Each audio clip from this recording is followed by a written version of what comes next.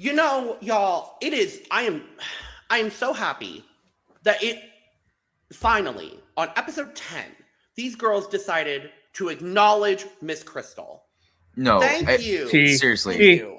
Like, I feel like we've been really harsh on Crystal for the pod so far. I mean, she's not the prettiest, not the nicest, but she deserves something to be seen, you know? Yeah. I mean, I was getting really upset with like this purple edit that she was getting. Shout out to the Survivor fans out there. Purple Crystal. Yes. Purple Crystal. Purple Crystal. Justice for Purple Crystal. Yes. If she changed her dragon to Purple Crystal, that's branding. That's branding because there's like 5,000 crystals already in the Drag Race universe. So like, girl, so true. We got to do some branding things here. But no, when she did that back walkover against Juicy, I was like, come on now, what are we doing? Like, that takes talent. And when she wore that lime green dress and Michelle didn't read her down, I was like, oh. There was potential. That takes talent. It just sucks that she fractured her neck last episode and had to get immediately medevaced. Yeah. It was nice that she sabotaged Mikey with those purple shoes for the Olivia Newton-John look. You know, sabotaged. Yeah, that was a smart move.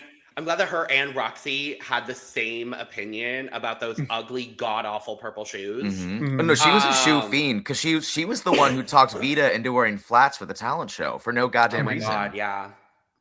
And she's the one that pushed Briar over when she fainted. Like, she gave Briar pneumonia. She gave Briar pneumonia. I can't believe that we haven't been talking enough about Purple Crystal. And, you know, I'm glad that the girls finally acknowledged her in this episode. Purple Crystal, House of Villains season 4. Let's wake it up. I agree because purple hand, like it's purple everything. Plain Jane couldn't do it herself, so somebody's got to go do it. It's true.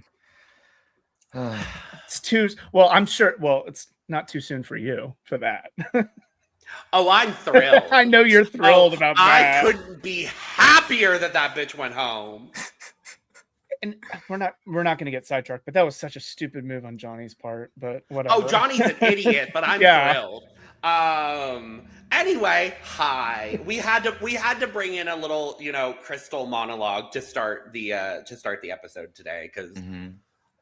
We'll talk about the deterioration in one episode of Miss Jane Don't, but it's fine. Hi, everyone. Welcome to The Cup, the Currently Unnamed Podcast, where we put the real in the tea in reality, and you can always come to us first to quench your thirst. I'm Logan Murphy. Say something gay. Gay, I have a big-ass coffee today, because it is a big-ass coffee kind of day. I've also got on hand, as always, my beautiful cup mug. Ew, cup mug. Sway cocoa and cup mug. Just Photoshop cup right here. We'll get you one here eventually. It's fine. Yeah. Brooke promised me one months ago. What was that? The game they hosted. Oh, period. Well, we'll figure that out. But you can go get yours and all of our other merch at lanagcreations.etsy.com. That link is in the description below. Go like the shop. Let Lana know you're getting some merch. Go. QR code is up in the top right corner as well. Go check it out. Yeah. Hello, my name is Sugar Free, the diabetic drag diva of Los Angeles. I'm drinking a Diet Coke in that not cup mug, and I have a water over there. I'm excited to talk about some fashion, some silliness, some shenanigans and tomfoolery. Yeah, I've done nothing that interesting in the last month or so, except go to my Instagram and check out this dope ass Survivor dress that I made. Hell yeah. Baby. It is not in this apartment because it does not fit here. It is with some lovely lesbians in Pasadena who actually constructed it. But my brainchild. It was fabulous. Thanks. Oh my God, it's so good. It's so good. And howdy, y'all. It's Mike. It's your beefy bodybuilding correspondent down in Dallas, Texas. I put the him and himbo and the gay and video gamer and the bay and basic because we're going to be talking about some outfits. So get ready for my basic ass opinions. I am drinking. I mean, this is a continuation of our lore, Logan. This is iced cinnamon roll, Javi iced coffee. Ooh. I just ordered mine yesterday, so it's coming in soon. It came in this morning. Yes. And so I'm How do we like it? How do we like it? It's good. I really, Okay. I love cinnamon. I love anything cinnamon. There's a little, I'm trying to think, there's a little flavor for like the icing part, and it's kind of just a little hint of the icing. And Okay. I fuck with that. so it's interesting. Like it's I'll get used to it, but like, Yeah. Isn't that just vanilla? it probably is.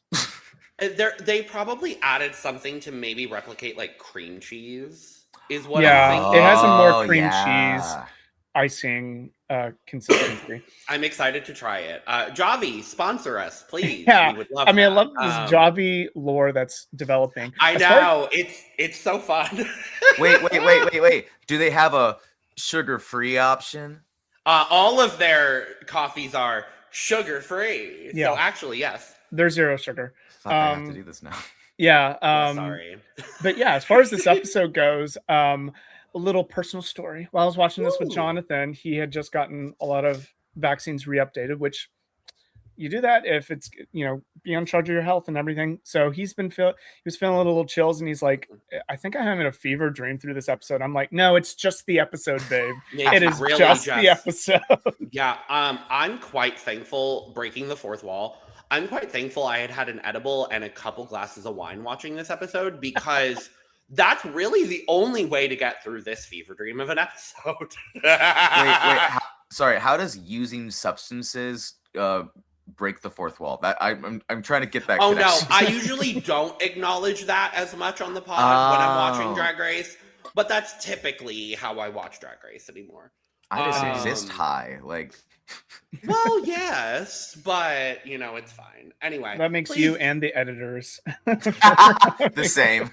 We are the same. Please drink and smoke responsibly. But anyway, I'm excited to talk about this fever dream of an episode. Another great episode on this season, I will say. Like, it's a damn good season of Drag Race. Mm-hmm. We talked about it last week. Also, side note, thank you to all of the lovely comments about Mike and I and our 2-hour spiel. We'll see if we go 2 hours this week talking about everything, but I will moderate. No, you won't. Do you have to? You're gonna join in. 3 hours now. 3 hours now, literally. That's exactly what I was thinking. We are 8 minutes in and we are still at the intro. This is the Cut Podcast Director's Cut, you know. Honestly. Snyder version. Snyder version, yeah. Correct. We're going to get into this episode, but before we do, make sure to subscribe if you've not already, because we're here almost all the time giving you almost all things drag. Currently, you know, we are about 2/3 of the way through season 18, so we've got that going on. We are about to wrap up season 3 of UK versus the World as well. But we got a lot of fun things going on over with that as well. So make sure to check out our coverage of that. And over on the TV side of things, there's a lot of reality TV content. We've got content over there almost every single day of the week. If you like Survivor, House of Villains, no longer featuring Plain Jane. Thank you, Johnny, even though you're an idiot. The body's not even cold yet. I don't care. Any opportunity I can get to acknowledge that Plain Jane went home second on House of Villains is a win for me. Sorry for the spoilers, but I don't care. It's what she deserves. A little bit. Just a little poetic justice. A lot of it. Anyway, check out everything we're doing across the Cup Network. All of our links are down in the description below. You can follow us on our socials as well, at The Cut Pod on Twitter, Instagram, TikTok, and Blue Sky. And if you want to follow the three of us for more shenanigans, chaos, and Survivor dress. For more Survivor dress. For more Survivor dress content. And Survivor content in general, because Mike and I will be on Survivor 50 coverage. And hopefully we can drag Sugar on there as well at some point.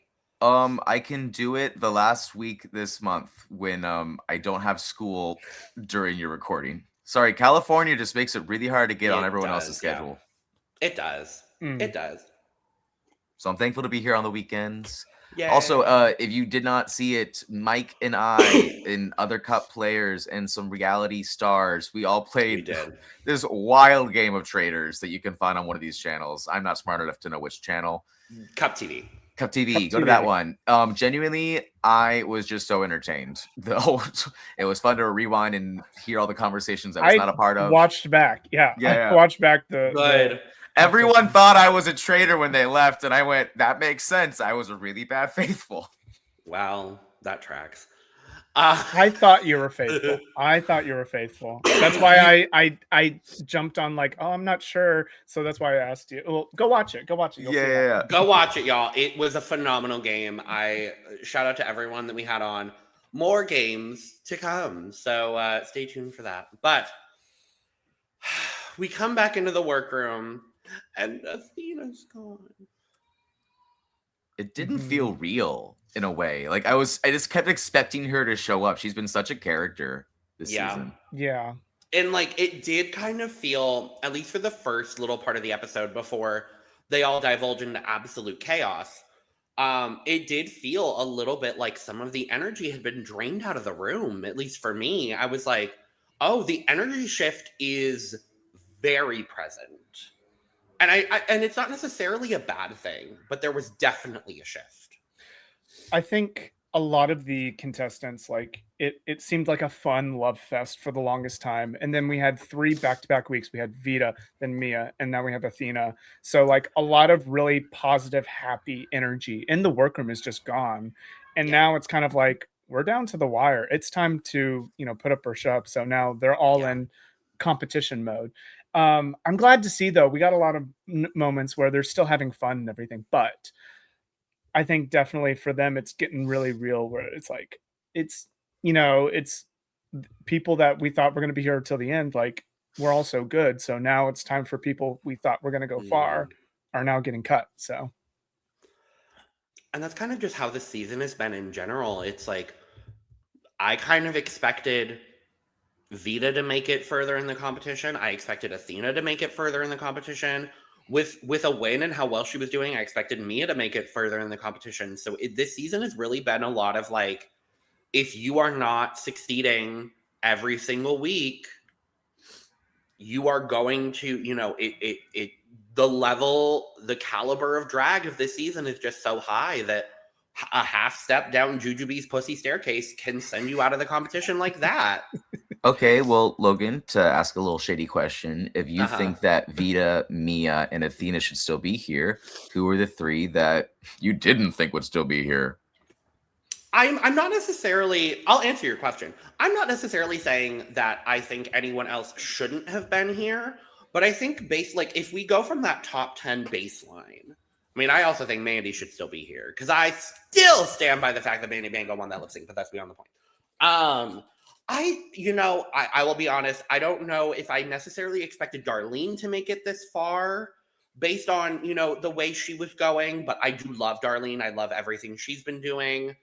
I did not expect Kenya to still be here. I'll be honest in that. But I love Kenya with every fiber of my being. I think I'm happy she's still here. I'm thrilled she's still here. Obviously, we'll talk keeping about my draft team alive.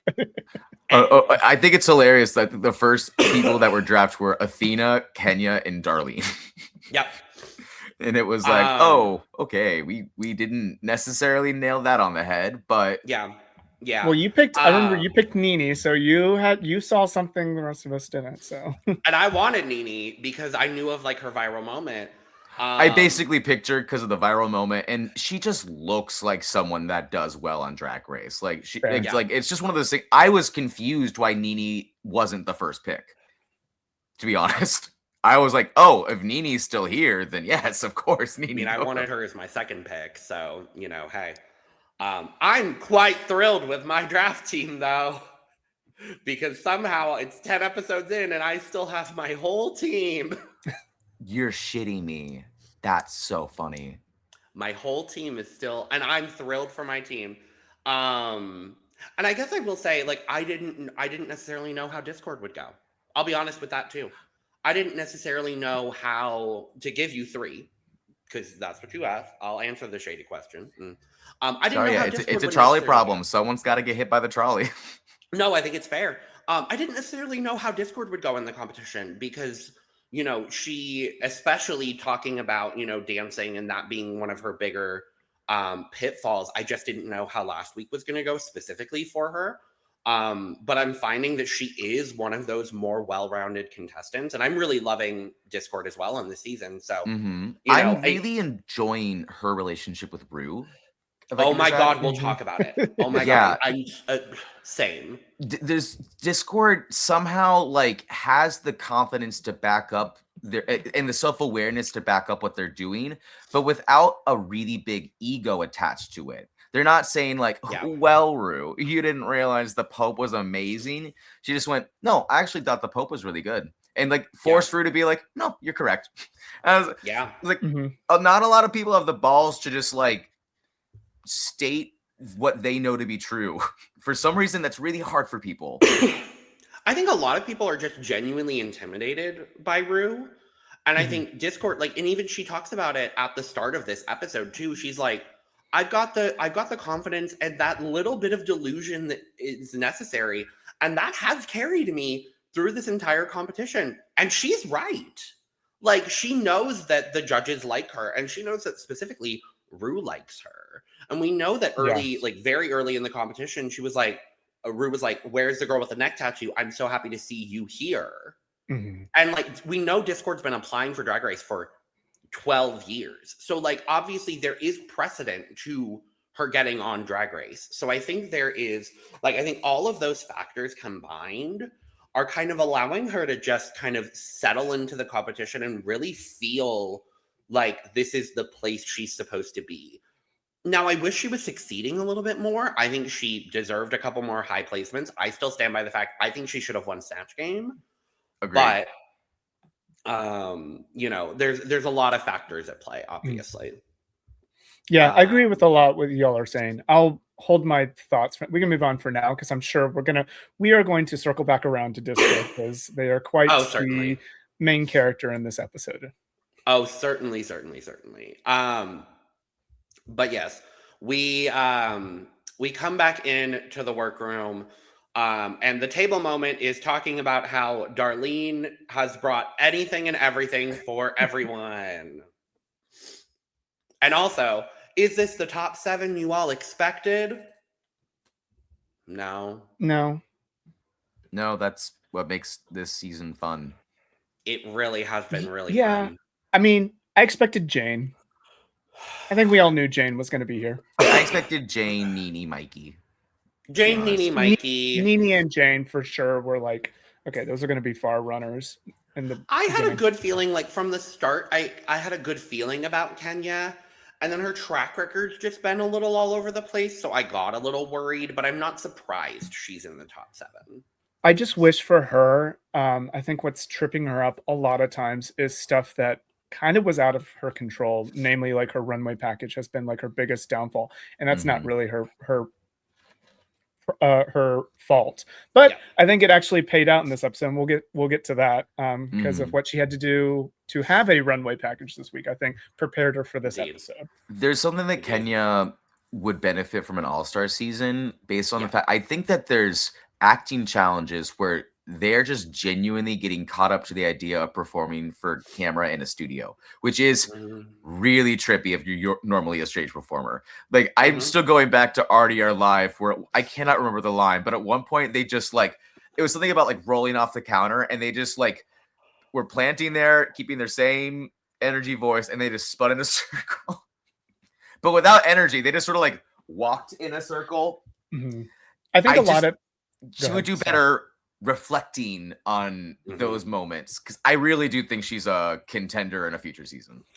I agree. I think a lot of drag queens feed off of like audience energy, and you have nothing in front of a camera. You have to bring the energy from inside, and that's just a different feeling. It's a different sensation than being on stage performing for people who are like hyping you up in the moment. Yeah, I agree with that completely. But Rue comes in, and it's time for the reading challenge.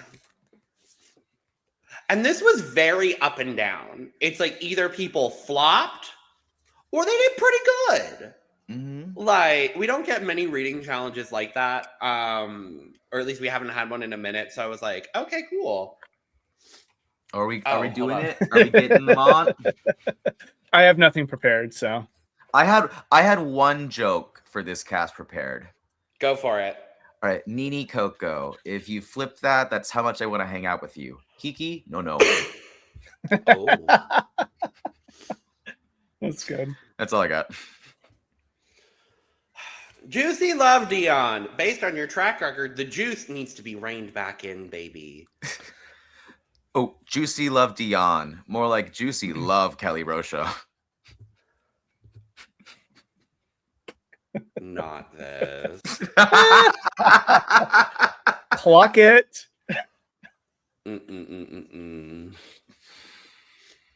I have nothing prepared. I'm like deer in headlights here. I'm the type of person who needs to like workshop that kind of stuff. Yeah, I'm same. such a perfectionist with that. I'm like, that's not funny. We're gonna redo this joke. I'm the kind of person where I can think, if I come up with a really strong joke immediately, I'm like, great. If I ever have to overthink it, it will not be funny. So I just have to be lucky that the first version made the best sense. Correct. Wait. This is one. I'll say it again on Drag Race. My name is Sugar Free, but why is it that Kenya doesn't have taste? Oh. Wow. You overthought that one. Fuck you. Quite like much like most of your drag. Start drag. I have. Then end it. No thanks, I'm good.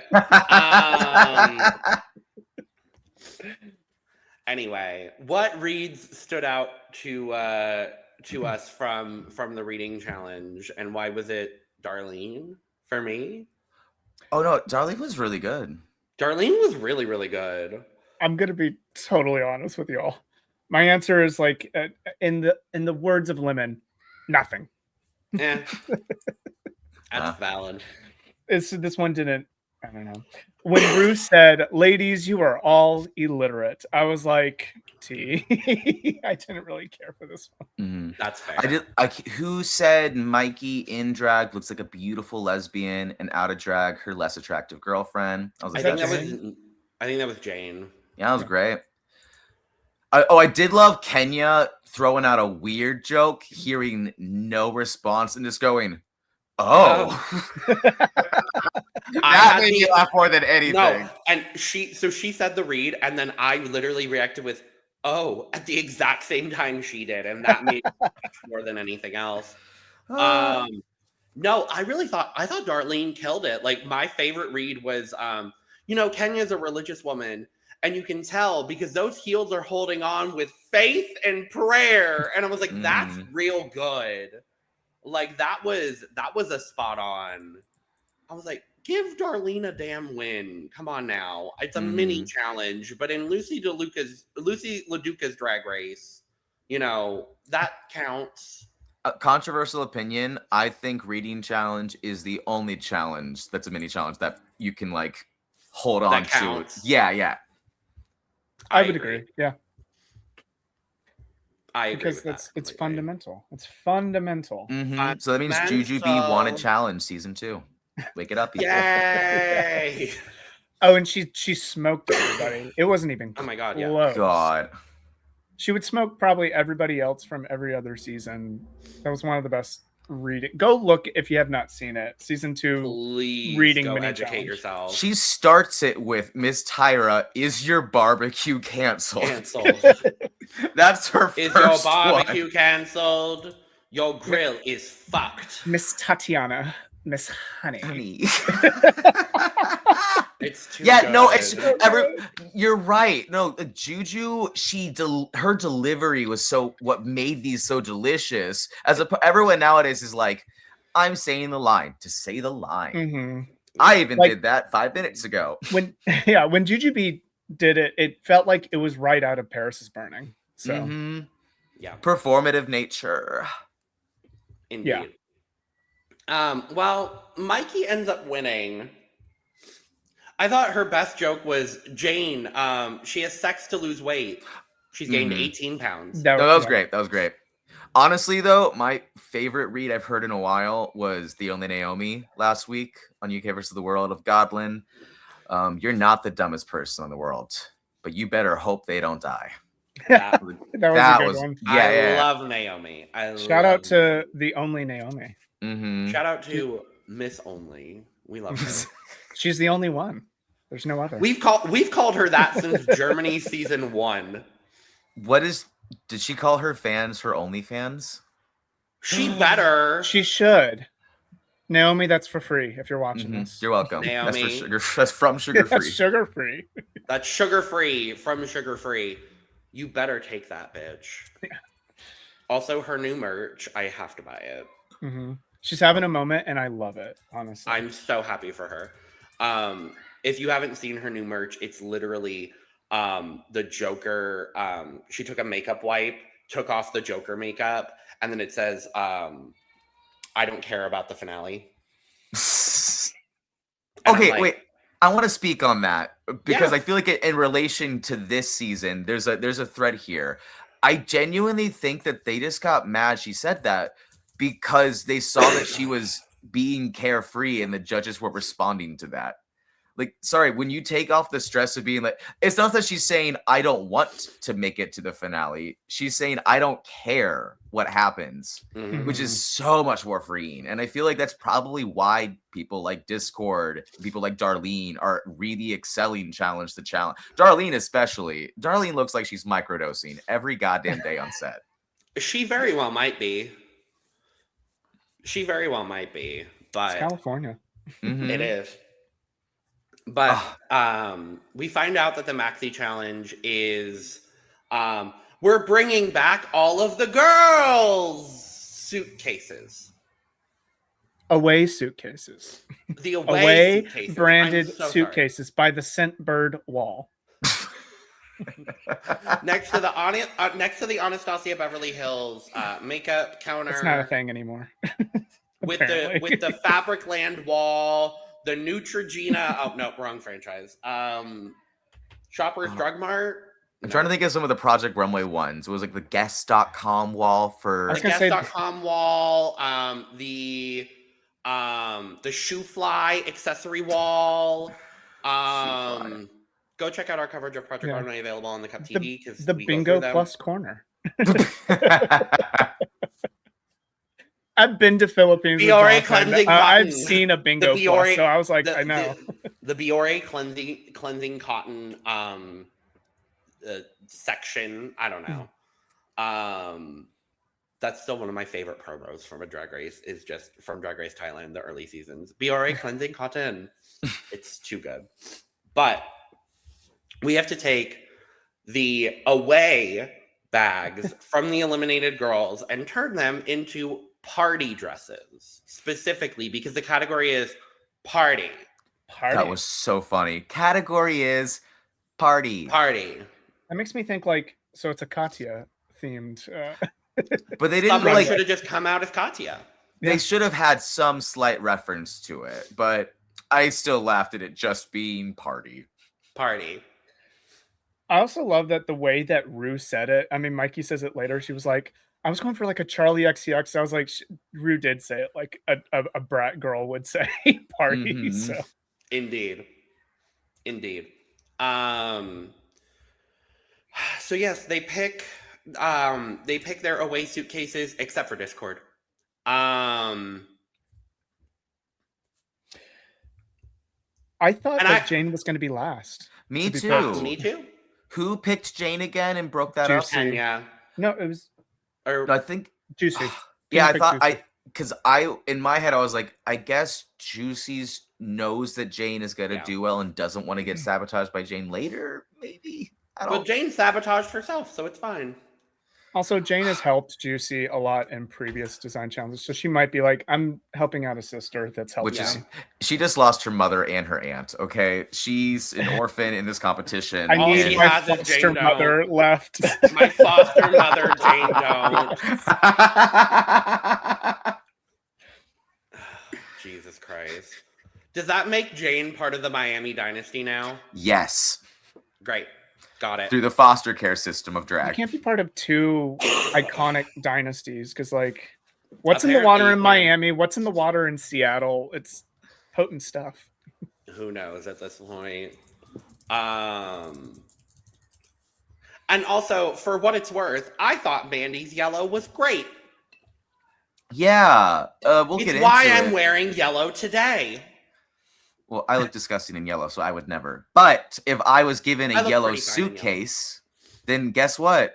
I'm gonna have to incorporate the yellow. I was disappointed in Discord's performance this challenge. I will get to it, It was but a little Yeah, frustrating. I'll put a safety pin in it for now. So, Period. and it's like but yeah, if she had just used more yellow, I just don't think I would care that much about. we'll the safety talk about pins. it when we get to the runways because I have thoughts. But yeah, so Darlene gets Athena's, or Darlene picks Athena's. Discord gets stuck with Mandy's. Jane picks Sierra.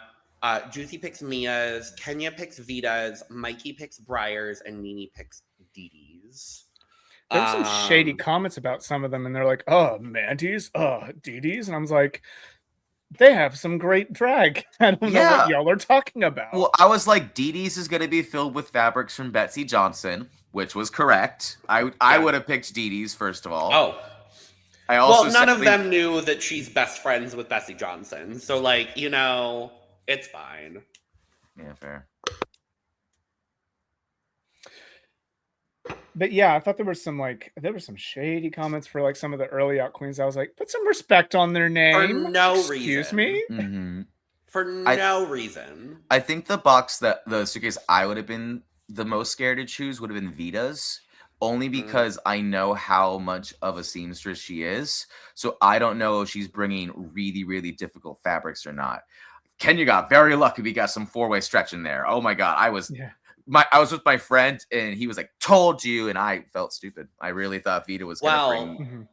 And also knowing that Vita had to make at least one, if not two of her looks in the hotel room. Like the look she went home in, at the very least, she made there. If not another one, I don't remember exactly. But like knowing that, I would be inclined to pick Vita's as well, knowing that she's got like a good amount of like good fabric to work with in a short period of time. So I see where you're coming from. But the jade green dress and the nude illusion like chest, I don't know if that was the one she went home in or it was another one. That one, no, it was like the water bubble. Okay, there was the green one that had like a little head thing over it, and the green dress. I think she made that. I think she said she made that. Was that with the long red hair? Oh. I don't remember. No, I just remember there was the chest, but it was like a nude illusion, so there was no cleavage. I just remember that. I was like, oh, that's a little interesting. That's why I didn't like it as much. But if she always made it there, I agree. Always rhinestone cleavage onto your nude illusion. Yeah. Really not that hard, actually. She made it the night before. But if she made it, then I can understand. She didn't have time to rhinestone nothing. Okay. No, I'm sorry. You get some E6000 and a stick and some. It takes you maybe an hour. Okay. Oh yeah. It's not too much time. I've done it recently. It's not too difficult, but under time constraints, who knows how long it took to regardless. Yeah. And here lies the chaos of this episode. And the first mental breakdown of Jane Don't. Because she opens Sierra's box and she's like, oh my gosh, there's so much fabric. I love all of this fabric. And then it turns out to just be scraps. And it was so beautifully packaged too. It looks like all of these beautifully rolled stacks. A dream. And Sierra went, I can use these scraps if I have to. No one else can. I think that's 100% what her plan was. Yeah. Oh, God. It's so impressive what Jane was able to overcome later on. But God damn it, this would have sent literally anybody else home. And it almost sent Jane home. I would. Yep. Yeah, I definitely agree. I will say Jane had a good idea to pick Sierra because Sierra is a great, she's a costume designer. She creates great looks and everything. But Sierra, you shady for. I would have picked Sierra's and I would have cried. Yeah, it was a good idea on Sierra. I think this was calculated of I can do this, but I'm probably not going to be the one using this fabric. So Yeah, she was shady for that. And let me tell you, the rest of the cast dunks on Sierra for the rest of the episode, and I feel really, really bad. Hey, she knows what she did. She got screen time, and she's not even there. So Honestly, great for her. I think that really helps Mother. Sierra's future appearance rate go up. You know what I mean? Yes. I hope so. But there was another person who packed a less than ideal suitcase, and that would be Miss Athena, who was also probably one of my first picks. I figured I'd get exactly what Darlene said, draggy, draggy, drag. And it kind of was. Athena, why the fuck are you packing 4 yards of black stretch fabric and 12 yards of zebra print fabric, Athena? And 2 appliques. That's it. What? I really would like to hear like the queens like Oh, talk I about hope. when they were Yeah. packing the stuff, because I guarantee you there was some sabotage going on. Oh, It yeah. would have been so fun, actually, of every time someone got eliminated, they had to like talk about their suitcase Oh, to that like would the be camera, nice. and then like a little interjection of Mhm. confessionals from the eliminated girls being like, That would have I been packed it nice. for this reason. That would have been Yeah. nice, but it's US Drag Race. We're not going to get that. Innovation in television. Go to Canada. Uh-huh. Correct. And then we'll steal their ideas in a later season. So. Chippy T, Golden Beaver. Golden Beaver is one of the best innovations of Drag Race. I will hold to that. I came up with that idea as All Stars 2 was airing, of just the winner saves someone, and it took nearly 7 years for someone else in power to be like, this could work. Yeah. But I've seen a lot of people talking for years online that it just made more sense. Yeah. So we are doing the thing. They are getting into their boxes. We get our Rue walkthrough as well. And Jane is still mid-panic. Reasonably. Yeah. I think it worked to her benefit in this mode, though, because I think she might have had a plan, kind of like, okay, this is what I'm gonna do, but I'm gonna show Rue like this is the crap I have to work with. So just keep this in mind when you judge me. Like if it comes out amazing, then it's gonna help me. If it doesn't, then you're gonna be a little nice to me when you're judging me. It's something, it's a weird thing you do in comedy also, which is set up a base reality or like an expectation. So that way when you break it, it's for comedy, it's funny. But for fashion, in the way that we'll talk about she breaks it, it just makes you look so much more impressive. Yeah. Certainly. Yeah, was there anything else from Rue walkthroughs that stood out to y'all in this scenario? Discord's runway workshop. God. Move the hips. Just a little hip party. Shoulders down. Shoulders down. Shoulders down. And then every now and then they would just go up a little bit. No. And my favorite part is how jealous Jane was the entire time. And she wasn't saying, I'm jealous. She just kept talking about it, which is the number one sign that you're bothered. You know it's bad when Rue has to have a workshop. You know, the situation has been so dire when Rue has to go in there. Like, Jane, you already have a good chance of winning this season. Why are you gonna be jelly like that? Jane, I will say, oh, sorry, go ahead. Shut up. Yeah. Like, it's a lot of tears for top. Discord just needs to wear less cumbersome shoes. That will be half the battle. I will say these shoes were insane, and it was probably the best she has walked on the runway all season. But still, put on a little ankle boot with a thick heel. Girl, you'll make literal strides. Mm-hmm. I was going to say, I actually disagree. I think she needs to wear bigger heels. Like, put on the Club Kid boot. And I actually think that might make her walk better. Because if she's got something to stabilize her a little bit more, I actually think that might improve the walk. Yeah. Yeah. I And I think at this point, like, I think Discord is like, she's like locked into this walk now for her career because it's so intertwined with Discord Adams now. So she's set for life, like, and I She love could- when she could literally do Cover Girl and Sissy That Walk and make hundreds of dollars at clubs. Oh my god, yeah. No, I'd tip any her. song that involves getting out all my walking, girls. done. I'm Walk like an walking on Egyptian, sun. Yeah. walk in on sunshine. Just for walking. Yeah. Just Boots are made for walking. There we go, girl. You got your career done. Period. No, I absolutely love it. I love when she gets over to Rue too, and she's like, you know, every week I walk out on the runway, and I'm like, I think this is a good walk. I think, it's the same walk. It's really gotten funny. better. I think she's smoothed it up, and I'm gonna be honest, it's presentable now. Like, and now that it's like her brand, I'm like, it doesn't matter if it's like objectively not a good runway walk. It's iconic now. I just love that they had to bring in Rue to do the walking workshop because Iman was here, and there's no other reason other than the fact that a world famous supermodel was here, and they needed to make sure Discord was at least half good.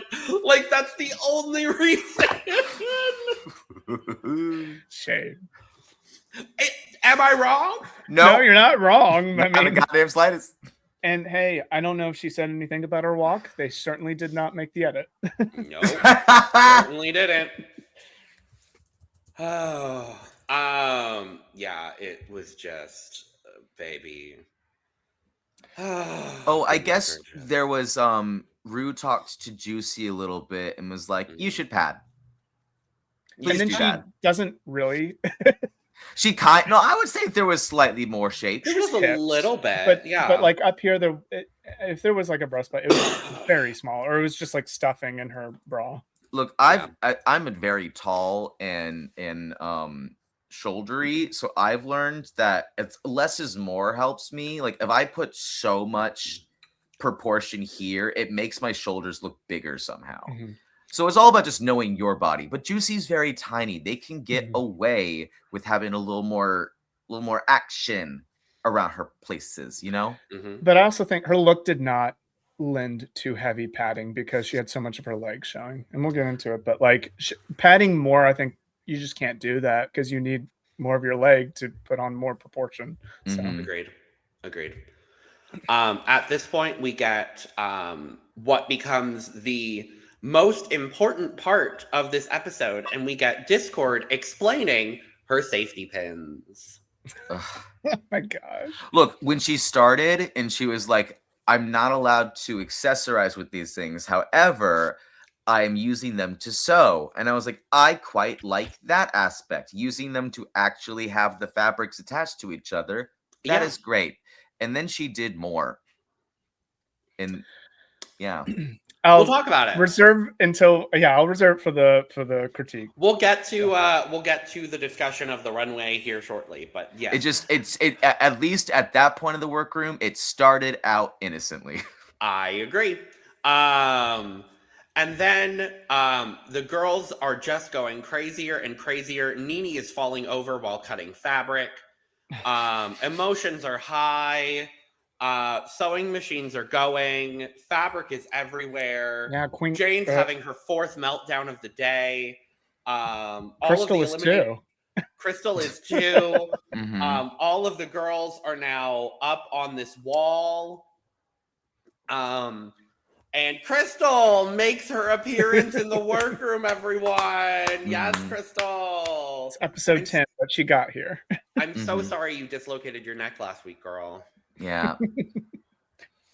Can we also say how much like defacing Sierra Mist's sign gets over the course of the episode? Baby, you know Sierra loves it. Oh, I know she does, but I'm just like, she had like horns. I was like, oh my gosh. That's so, she played a devil's game. She gets the horns. I respect that. You know, as a gamer, I respect that. Same. This episode wouldn't be nearly as interesting without the shenanigans going on. Oh my god, no. Oh yeah, I agree. This would have been so boring without it. But yeah, so the I'm queens... like, why is Juicy standing on a table? Because she's trying to remember Crystal. Because is because this is the episode where she's going to show out. I forget what was it? What's her name? Cyan Pussy says in Haitian Royale, where she stands up on the table and she's like, "This is my time. This is my moment, and I'm going to make it mine." I love Siam. Shout out to Cyan Pussy. Shout out to Siam. Yeah, and then a whole segment on how much Jane Don't loves Boom Boom Pow by the Black Eyed Peas. Explains that it is a religious text at the beginning. And I'll be honest, I watched half of the music video this morning before this. And I went, good. What the? I genuinely forgot how insane this text is. Gotta get that. Yeah. I'll be sick. Personally, I'm a B girl. I'm a B girl too. Yeah. But not to be a bitch, but to be a bitch. To be honest, I was out on the Black Eyed Peas after that Super Bowl halftime show. Yeah. That is one of the worst ever. Are they still a group? No. Right? Mm-mm. Yeah. They had a couple of singles like late teens, but they never got any traction with them. So I was like, okay. See, I always saw the Black Eyed Peas as like these four. It was four, right? Like, well, this is a good opportunity to. This is easier than solo acts. It's genuinely the vibe I got. Yeah. See, the only thing I remember about Fergie specifically is that time that she was on the Today Show and started doing cartwheels. Of course. It's the most important thing that Fergie's ever done in her life. Correct. Cartwheels on the Today Show. If y'all have not seen that clip, please do yourself a service and go watch Fergie doing cartwheels on the Today Show. She just does weird during the halftime show when Slade from Axl Rose comes out and does this little guitar solo. She's just walking around him, not singing, not doing anything, just walking around him. I'm like, this is his moment. Get out of the frame. What are you doing? Also, shout out Fergie in 9, who wake it up for everyone who's seen 9 in 2008 or so. Fergie is fabulous. Fergie is a drag queen. Did I say Axl Rose? Guns N' Roses. I believe you. Axl Rose. I was like, that's not right, but I don't. Yeah, sure. I listen. Slade I from believe Guns him N' both. Roses. Correct. And then the other big conversation is no one got help from anybody during this challenge, so we'll see how this goes. Yeah. Oh, and Darlene's bag of shake and go wigs. Oh my god! But oh my god, have I told you I went to school for fashion design? Oh my god! Hey everybody! Hey everyone! Did you know Darlene went to school for fashion design? She went to fashion school. Wait, as someone with a wall of shitty little pussycat wigs, may I bring a few out that deserve? Yes, please. I'll be right back. Yes. Talk amongst yourselves. Yes. Oh my god. I loved that red wig. Oh my god. The way. Okay, so I was watching with Randy and my roommate Lucas, and our friend Chris, and when Kenya pops out in that black wig, we all simultaneously said, "Oh my god, it's Lana." I was like, "Oh my god, it's Lana." Oh my god. I'm like, "Oh my god, she looks like Lana." Oh my god.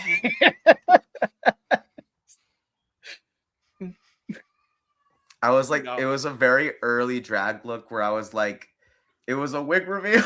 This was under no. Yes. I wanted it to be like a cunty, ugly little Liza bullshit moment. And you accomplished none of that. Bullshit, I think I accomplished.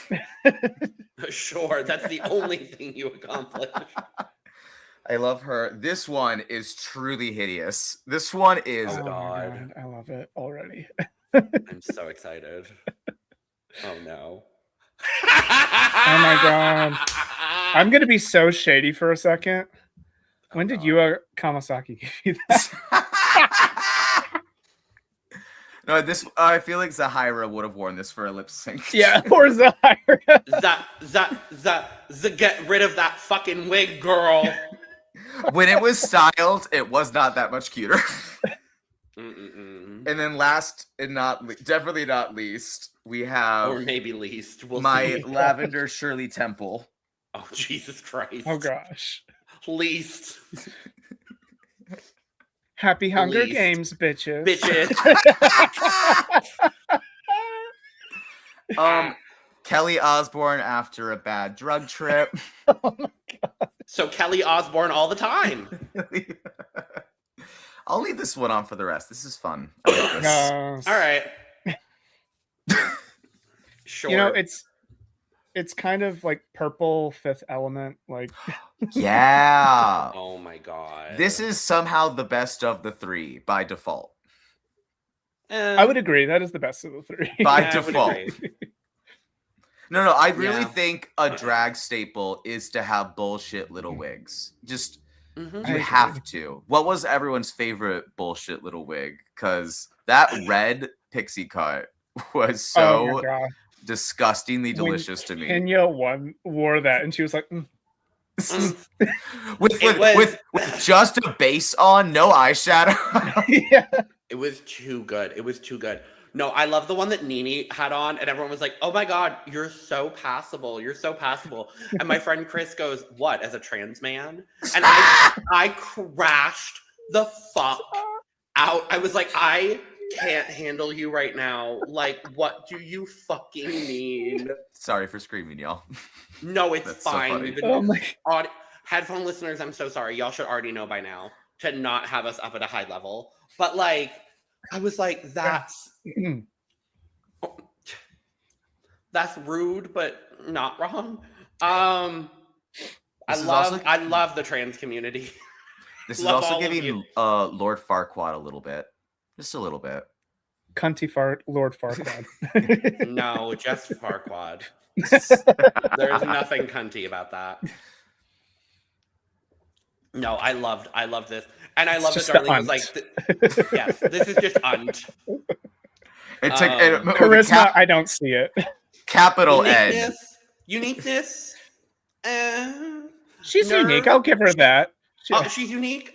I'll give her that. Nerve. She had the nerve to wear that wig. Talent. Sure.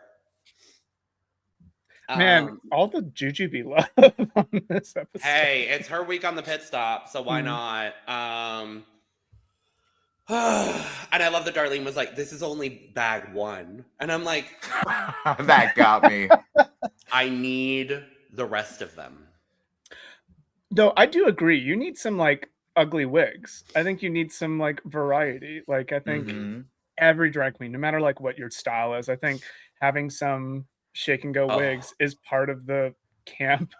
Mhm. It's This the one camp looks- of drag. This one, this little lime green, looks cute when I wear some elf ears. That's all I'll say. I've seen worn- you in that Okay, one, yeah, and I yeah. do agree. I think I'd met you where you're wearing that. Yeah. I'm like, you've worn that on the pod before. Yes, Mhm. yes. But I didn't want it to get laughed at, so I just kept it over here. No, that one's actually pretty good. Thank Well, with all that being said, and a whole lot of bad wigs, I think now is the time for us to go to the runway.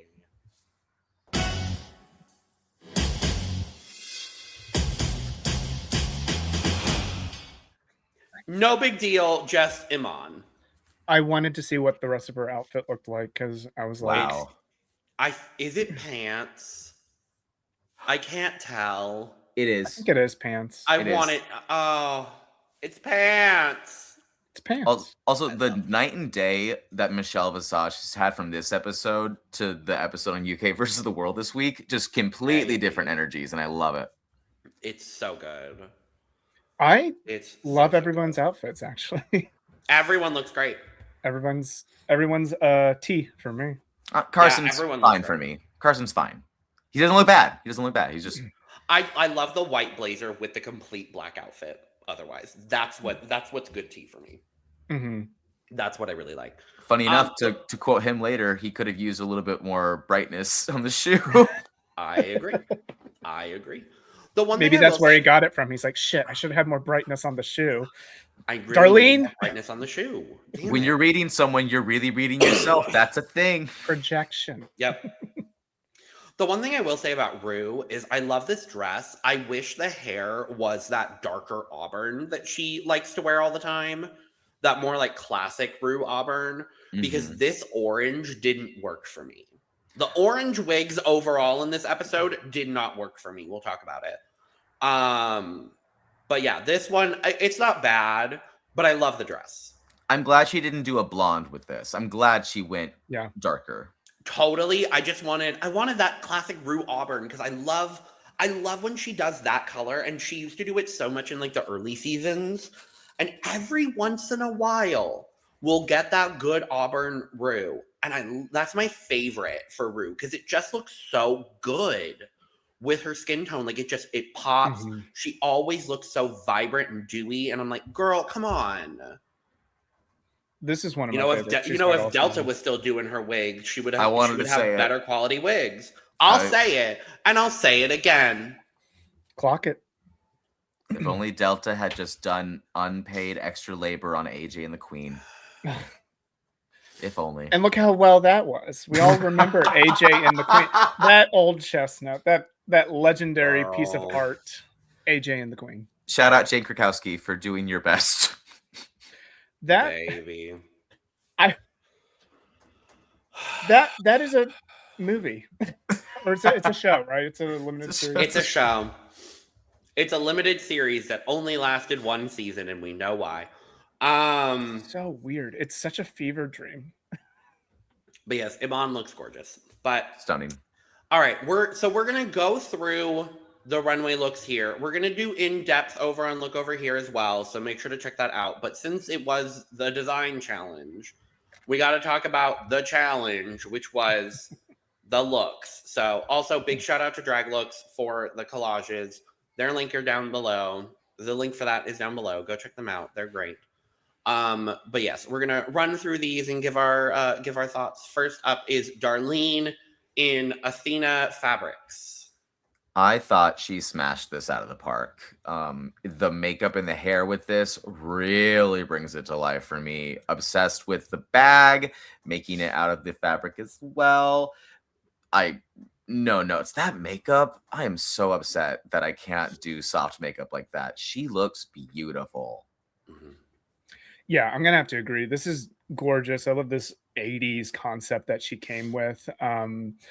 And even like the makeup, I agree with you. It's so perfectly done. The hair and makeup, it has that 80s look that shows like she has this skill set to go like a traditional glamour, but from a different era of makeup and glamour. And that just shows her the breadth of her knowledge of like fashion and styling.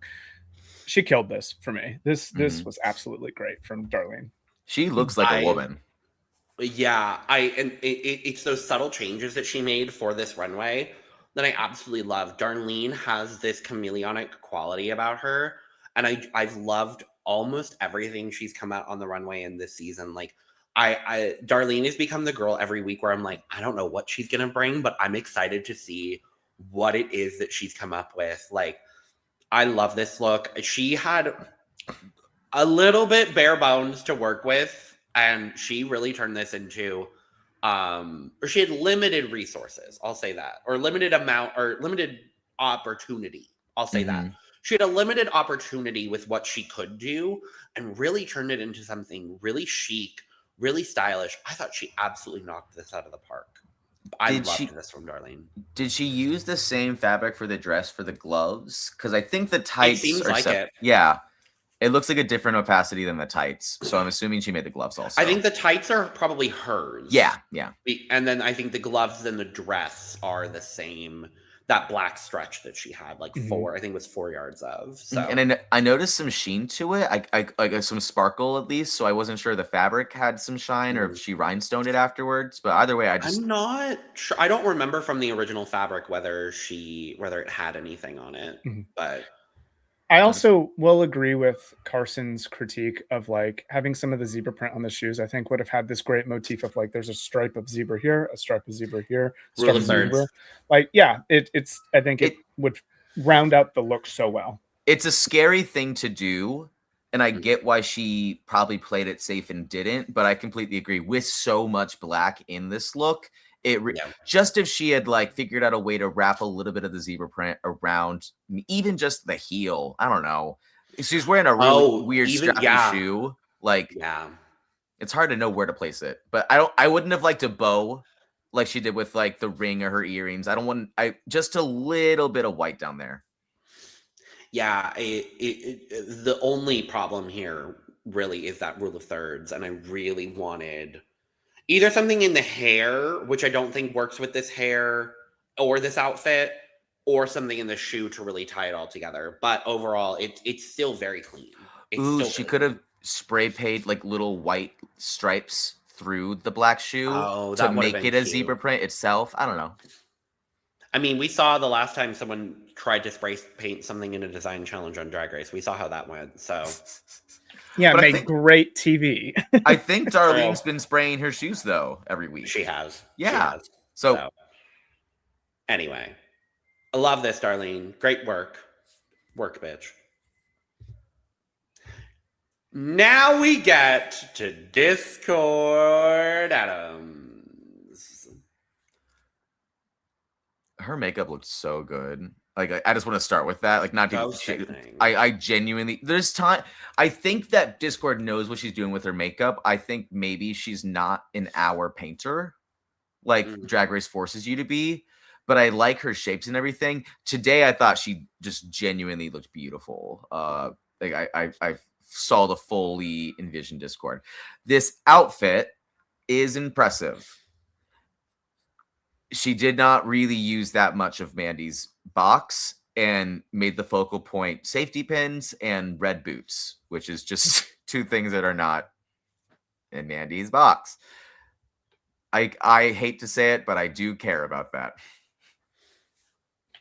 Yeah, I'm gonna have to second that. One thing I did write in my notes, like neck up, it is like no notes, 10 out of 10, gorgeous. She looks absolutely beautiful. I think this look, I agree with you, Sugar. It is impressive. It is like an impressive feat, and there's a lot of work that's done into it. And I guess I was just passively listening up until the point, because we'll get to it when they ask the question. People bring up that the safety pins were not part of the box. And I'm like, you know what? I have to knock her a lot of points for that, because that's not the prompt. You have to do the prompt. As amazing as it is, if you go something completely off prompt, then how much of it is, how much of it is Mandy's brought materials and how much of it is yours? And the focal point of the dress is the safety pins. That's where your eyes are going. I will say also, I think this look might have looked better in person, because it's pretty busy for TV, and it also might be the stage. Like, it's kind of drowning out where to look for. So maybe in person, all those little shiny details are much more discernible. I just think as far, like from far away, it's kind of like, it looks a little messier. But whenever I see like these close-ups of it, I'm like, ooh, that looks really, really good. So I'm sure it looked great in person. Do you think that without the red boots and maybe just like an office pump and having a cleaner leg, do you think that would make it look less busy to you? Because kind of feeling that way. I am so unsure of the red pump, to be honest. Like, I like it. Not a thigh high. Yeah, I just want more skin with all of this happening. Yeah, I think more of her skin tone against the black and against the shinies, I think would have popped the safety pins on TV more. But again, like, they're doing we've talked about this before earlier in the episode. They, up until this point, they're doing drag for really in person. And it's a different thing to be designing looks for this stage for TV. Those are completely different like mindsets of like, this is the medium we're working in. This is what works here. And so I love the look, but I do think for the prompt, I have to knock it a lot of points, because the main focal point are these safety pins. And that was not in the box or in the bag. What I will say, because I do agree with a lot of what you're saying, what you both have said.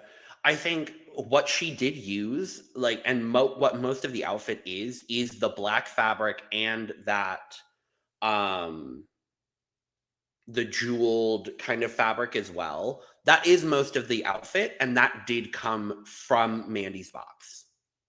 So to counter that a little bit, I will say that does comprise a lot of the outfit, but then there is also, you know, the 800 safety pins. So I do agree to an extent. The one thing I would have done to completely change this entire outfit is if all of the red accessories were yellow. Yep, exactly. That would have completely that's all it needed. I see the vision. That's all it needed. Make it, even if it was still a yellow thigh-high boot cover, yellow glove, yellow accessory. Mm-hmm. Like, I think it would have made the gold in that jeweled fabric pop a lot more. Mm-hmm. It would have made the black stand out. It would have made the safety pins stand out a lot more. And I think she would have been able to maybe even use less safety pins in this, because I love the safety pins in this. I think this is actually so fucking cool. I love this outfit. I do agree, though. I knock it a little bit only because of the brief of the challenge. Exactly. But had she made that one switch from red to yellow, because I'm not convinced on the red. My focal point when I look at this look is all of the red. Same. Like, that's where my eye goes immediately, instead of all of the gorgeous detail work that she's done with the safety pins, with this great fabric, with the base garment. Like, there's so much good detail here. And unfortunately, with having such a vibrant color like that wasn't in your box, like, that's the other big difficulty with this for me. But if you take away the confines of this challenge, this is pussy. Like, she looks so sickening here. And that's the problem with this. Yeah, if this was a... Go ahead, Trigger. All I was going to say is I would have loved to have seen her with Jane's box. With Sierra's suitcase. That would have been fun TV. That would have been fun, yeah. Yeah, I agree. If this was like a generic design challenge, this would be one of my top looks of the runway, period. I think there's so much craftsmanship in what Discord did here. I will say, now that I'm looking at it again, one thing, this is a ding for me, just like a total ding. Do not like it. That silver necklace with all the, it's so busy on the outfit that she has. I would have removed that entirely. Like, it's the look is busy enough as is. You don't need more like attention drawing items on it. But yeah, I agree with y'all on the color of the red pump and the it's pulling the eyes from the main body and the little rips and everything that are gorgeous when you see them. So unfortunate. Totally. Juicy love, Dion. I mean, she looks beautiful for sure. Love this goddamn hair with this look. I don't think I've ever seen someone do a wig brooch before. I quite enjoyed that. My only real problem with this look is actually like this weird like shoulder pad that's sticking out through the front of the dress. I don't get what that is. It genuinely just confuses me. It looks like she took her breastplates, bedazzled them, and then used them as shoulders.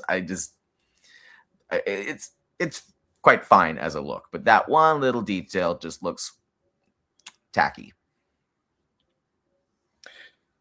I kind of agree. There's a little awkwardness in this area, and I'll just completely spoil like my placements. I had Juicy like completely middle of road safe for me of this runway, and it's mainly not being in the top is mainly comes to that sort of awkwardness as well. I thought that was kind of strange, but where your eyes mainly go is like the side profile, the cutouts. The body is gorgeous and it is styled so well.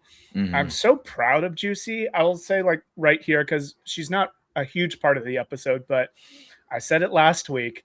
If Juicy gets these like improvement edits in the next few episodes, like look at her for like a serious contender to take the whole thing. And I think she definitely got that this week. Jane was like, lobbying up all these confessionals of like, Juicy did this all herself. She had no help from anybody. And there's this kind of edit of, I'm by myself. I don't have my family here anymore. It's just me. And she's so far stepping into that role. So watch this space. I think Juicy did really great. Well, everybody did great. I should start that off and be like, the judges were correct in that everybody had really good looks. Whenever I give critiques, they are nitpicks, and I admit they are nitpicks. So we are so far up the pussy staircase this season. It is incredible. I love it. I love it. Yeah, I thought this look was really, really strong from Juicy.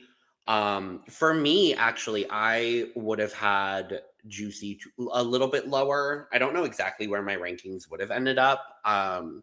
I like this ensemble a lot, actually. I needed her to have a little bit more padding in order to fill it out. And I think for me, I'm just a little bit, I still think back to that gorgeous green jumpsuit that Monet Exchange made for a design challenge in this exact same pattern with the open leg. And I think to that immediately when I see this silhouette, unfortunately. But I do love all of the finishing details that Juicy put into this. I think it looks so clean and it's just really, really well done. And she presented it in such a great way. Like I do really, really love what Juicy did for this. I think she knocked it out of the park here. I was very happy to see her like make a successful garment. And I feel like I'm starting to see more of the aesthetic vision of what Juicy Love Dion wants to represent. I agree. What did y'all think of the shoes? Did y'all have any opinion of the shoes like the judges were focusing on? Not really. It's unless the shoe is so jarring. I didn't love the shoe, but I didn't hate the shoe. Like I thought it fit. I don't agree with them that it didn't fit the look. I thought it fit just fine. I respect that they cared enough, but from my seat on the couch, it just looked like a normal black shoe and it didn't bother me. Yeah. I wouldn't have minded like if it was a black pump or like a strappy sandal more than the one she had on, but I wasn't like offended by it. I mean, a pointed toe could have been nice, but sure, yeah. I understand like from the editor's point, the structure of the episode was everybody got love, it was a love fest comments, and then everybody got like one singular like negative comment. So maybe that's all they had for Juicy. Potentially. Yeah. Potentially, yeah. Janet, don't. I think that the pictures right here don't do it justice for how beautiful the green showed up. I know this is the orange hair you were talking about earlier, Logan. I don't love it, but I actually think that with this look, when it's in the movement, that bright saturated orange really helps the colors on the dress come more alive. And I think with a more muted orange, it wouldn't have been as impactful for me. But maybe I wouldn't have minded a slight root, I guess. You know what I'm saying? I'll agree with you there. It's pretty jarring to be the same orange from scalp to ends. But otherwise, Jesus goddamn Christ, Jane Doe. What did you do in your hotel room to make this happen? You didn't sleep. I know you didn't sleep because or did you have a time turner from Harry Potter? Like, what did you do? Silly Jane Doe. Amazing. Janice, do not. Oh my goodness. This is incredible. This is like one of the honestly, stage design sachet away, because you are robbing the majesty of this look, in my opinion. Like there's so much, like when you can see the little details, it looks so amazing, but this dark stage really mutes everything away from it. And that's a long-standing critique I've had of this new stage. Agreed. I think this is amazing. It's amazing that given what she had, and just shows the proficiency of Jane when it comes to constructing a garment. Absolutely incredible for me. I loved all the designs. I do agree on kind of the hair. The hair's a little wonky. I also think the sort of nude illusion strap right here is really distracting for me because it's a different color than like her neck. Like she has a really light powdered like face and neck, which she usually does. I don't know if maybe she was limited in materials that she had, but just this different tone pulls eyes away from like the design on the main body, which is the most amazing part of everything. So I think for me, this was Jane's done amazing so far in Drag Race, but I think for me, this episode, she really just like for me stepped out and was like, no, I'm winning this. I'm actually going to take it all. And I don't, I don't care what anybody has to say. I nothing but good things to say about Jane. This is my favorite look of the night. Hate the wig with this. I don't hate the wig on Jane. I just hate the wig with this. Because I think with this, everything else here is such cool tone. Like all of the fabric she has, her makeup, like even her blush is like a cool toned, like pink and orange. That this big bright neon wig, that's where my focus goes. Kind of similarly to what we were talking about with Discord, like that's where my focus goes. So until they got to the critiques, I didn't see any of the detail work that was going on in the dress. And so I'm not gonna discredit Jane for that work. Obviously, she put a lot of great work into this. It was a spectacularly done look.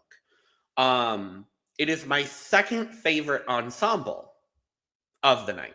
That's what I will say. Because I think the detail work on this is really quite good.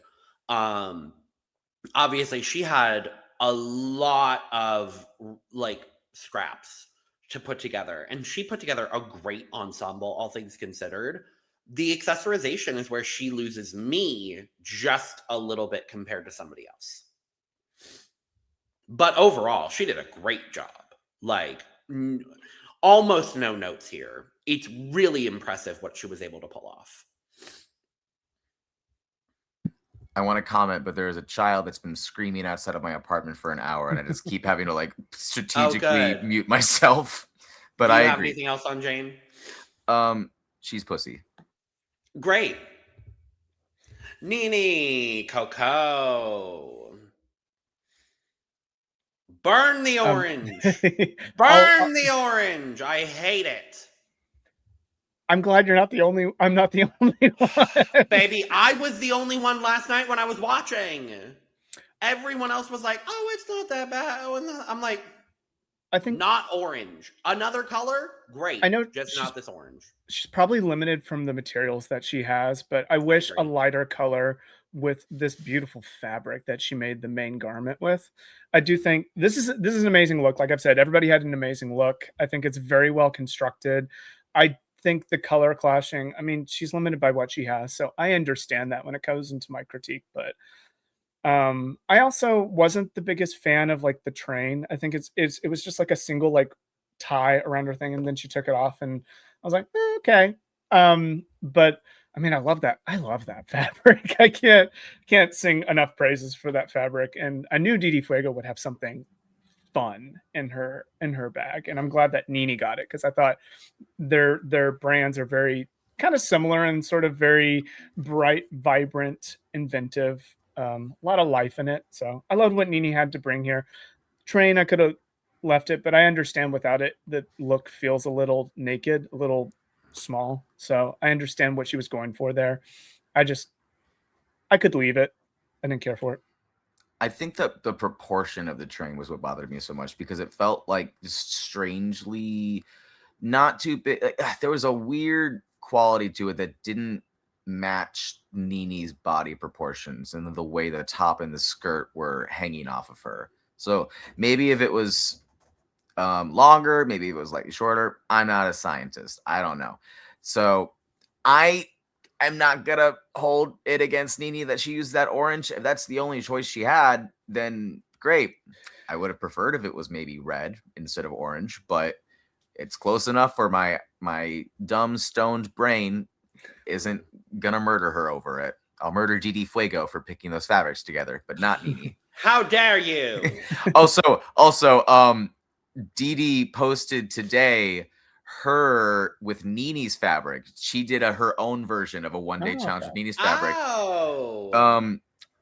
You can go check it out yourselves, but I do believe that Nene still wore it better. Well, I will say, you say that you're not a scientist, but Nene is. Yeah, that's funny. It's cute enough. Yeah, Didi's is fine. Nene just brought shit fabric. Yeah, Nene brought like silver metallics, Silver. and that was it. That was I was it. very confused. Like, girl, what? Yeah, other than the orange, like, I just don't like I get that there is some orange in the fabric, but like, other than that, I do think this is very well constructed. It's cute for Nene. It's something different from Nene as well, and that's what I've been wanting to see on the runway. So I'm quite thrilled to see that. I love the ponytail with this. I think the blonde is really great. The makeup is always incredible. I love the ruffle collar as well. I think that adds just like a nice touch to this overall. And all of the ruffle detailing on this, like it's really, really well constructed. There's something very European fashion about this. Very, very like almost French fashion. Like she could walk walk onto Drag Race France in this and just be like, boom, here I am. Like it's very, very good. I really enjoyed this. I agree. Like I think it's very well constructed. I loved all the ruffles. I love all the detailing on it. The camera did her justice. It really zoomed in on the stitching and the fine work that she did on it. So Nene did a great job with constructing this garment. And I quite like the dark red lip. I just looked at that, was like, oh, that's fine. It's a nice grounding element with all the whimsy happening in the outfit. I agree. The makeup is a little bit darker, but still giving the same color palette, and I really appreciate that here. It's quite nice. It's quite good. Mikey Makes, starring in Après Ski Weekend. What a strange party to choose, but also it's what she had to go off of, you know. Again, this is a challenge where no one did terribly, but I was getting concerned for Mikey because I just didn't find it as visually interesting as everyone else's. However, also this challenge is unfair, and Briar brought navies and black, and that's it.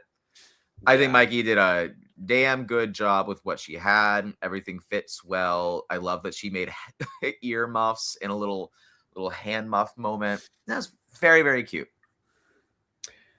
I'll say it like I said on Jane's, the stage, you can sashay away. It's really robbing this look a lot of its effect. But also, I mean, she's constrained with what she has here. But I will say some of the detailing she could have changed. Like she has these earmuffs. Maybe they would have been better with like a lighter wig. They would have popped more. Maybe had some brightness there because you're doing a ski weekend. And I'm like looking at this and I'm thinking, this is like nighttime. I don't know. I think like bright. I think daytime. I think, snow, white, bright stuff. And it's fine to have something dark, but maybe some brightness to kind of counteract the rest of the look. I do agree with you, Sugar. There's like less to look at here. I think it's well constructed. I think there are a couple of maybe a little unfinished touches in some parts of it. And it just might be the light. Like it just looks awkward on like the middle part here. Like there was a bit of boxiness on the construction, but I'm being nitpicky because this is a great look. They're all great looks. And it just wasn't as visually interesting. I think I'll steal your phrase, Sugar, from you. It just wasn't as visually interesting as the rest of the runways. I'm gonna agree with that. I do love Après Ski Party. That is kind of a out there one. I think Nene's is the craziest. Fashion Week post-show garden party. Classic. The classic that old Fashion Week post-show garden party, of course. Mom, my my 16th birthday, can I have a post-Fashion Week garden party? Can I have a Fashion Week post-show garden party for my 16th birthday? Oh my god. Mom, please. Yeah. Yeah. Oh my god. Are y'all going to the Fashion Week post-show garden party? Can't. You can have Bluey. Me and Crystal have a thing. Oh my god, I'm so happy to hear that Crystal's doing well. Yeah, post-operation, her neck is better than ever. She's not having any complaints now. No, I agree. I think she did the best that she could with what she had here. She's giving so much Priscilla Presley here, and I love it. And that is one of her big drag inspirations, so I do really love that. This photo is just not doing it justice because I think the actual ensemble is really, really good. The one thing I will say, because I actually like the black in like the bodysuit and the stomach, I kind of wish it was bare leg, but I understand she's going to an après-ski party, so she needed to be fully covered up. I wish there was a little bit more skin, is really the only thing, just to break up the dark navy, because this fabric is gorgeous, and the black, because I really love the way that black and the navy do look together. I just wish there was a little bit of skin somewhere to kind of break all of that up. Even if she had just taken one of her hands out to like wave or something, I think, because like right. that's probably the only other place skin would make sense here to me. Yeah. But overall, I do really like what Mikey did. It's solid for sure. Who would have thought? Kenya Pleaser? Yes! Yes, she can! No, fully agree. I'm really proud of Kenya for finally like putting her big girl sewing pants on and making it correct. I think she just kind of got screwed over by the first two challenges, not having materials that were in her wheelhouse. Now she has materials in her wheelhouse. Fabric. Oh my god, material, fabric, whatever you want to call it. This is a pantsuit made of materials that is on her body. Fashion, yes. No, but Couture? she looks. Yes. It's beautiful. The flare is correct. The idea of creating a belt in the garment, very, very smart. I can't get away with that shape of belt because it makes me look strange. However, for her, she looks fucking great. Yeah, no one did bad. Nope. Okay. Mm-hmm. Honestly, my least favorite was Discord's, just based off of technicalities. But besides that, no one did bad. I'm very happy, and I feel like it made the judges' jobs easier today. Mm-hmm. Yeah, I totally agree. When she said that she was doing like a disco bodysuit, my only concern was sort of like you need it to hug your body like right, perfect, and you don't need any bunching. And this is no shade or any reading to Kenya because she is a beautiful big woman, but like having a different like proportions, like you have to really know your body, and you don't. And she showed that she knows that, and it hugs her so perfectly well. I think she has had a lot of practice, not just the design challenges, but other runways too, having to create a garment because she got screwed over by a lot of designers. And I think it shows here. She's had so much practice up until this point, and it really showed in this moment. This is one of my favorite looks of the night. I'm so happy for Kenya making a garment that complements her brand, her body, her persona so well. And you could tell she just felt so beautiful in it. I am so happy for my remaining draft team member, Kenya. Wow. Holding it out.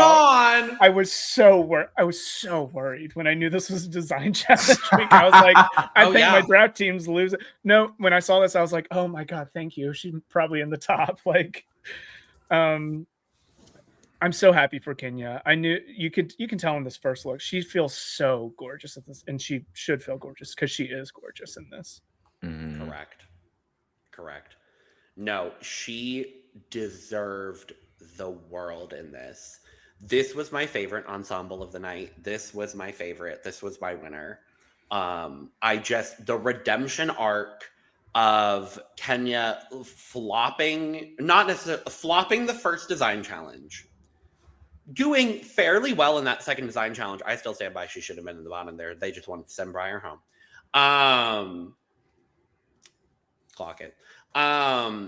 And for her to now have this full story arc with the design challenges, to come out in this looking so pussy, with this gorgeous hair that we know she looks good in, the accessories, the design, the finished edge, that solid belt, like Iman was saying, I absolutely love it. It breaks up everything so perfectly. The fit is perfect. Every single bit of this look looks perfect. That's our girl. I was like, Kenya, yes! Finally.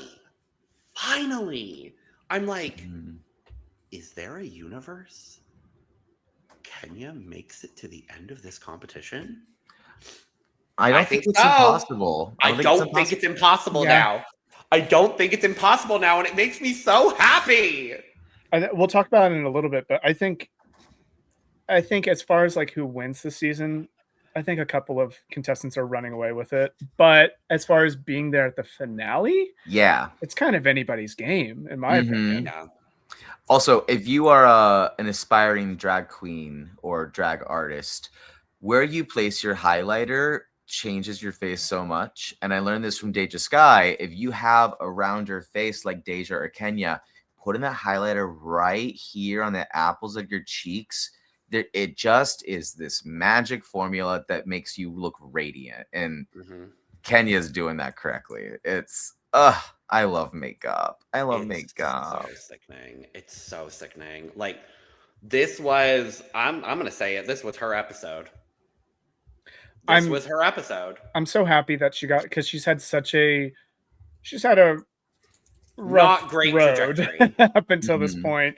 And I'm so happy that she's had a couple of like really successful episodes. The last 2 episodes have been very, very good for Kenya.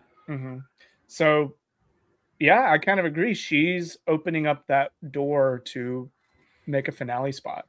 I love that. I was thinking, so I'm sure we'll get into it, but I was seeing Darlene and Discord sort of fighting for that 4th spot in the finale. And now Kenya's giving them both run for their money in a way that we just haven't had that in a while. We've known the final 3 or 4 for the last 3 seasons based off episode 4. And so it's just fun to not know. It's so refreshing, isn't it? Like, it's refreshing to be in a situation where we've got 7 phenomenal competitors and any of them could make the finale. And I'm like, that's awesome on US Drag Race. That's fucking awesome. Like, I'm thrilled about that. I'm beyond thrilled. They're killing it. I don't know. I understand people's frustration with like some of the judging of the lip syncs and stuff, but I don't think it should detract from the season as a whole. I think this season is amazing, and I think the queens are killing it. I agree.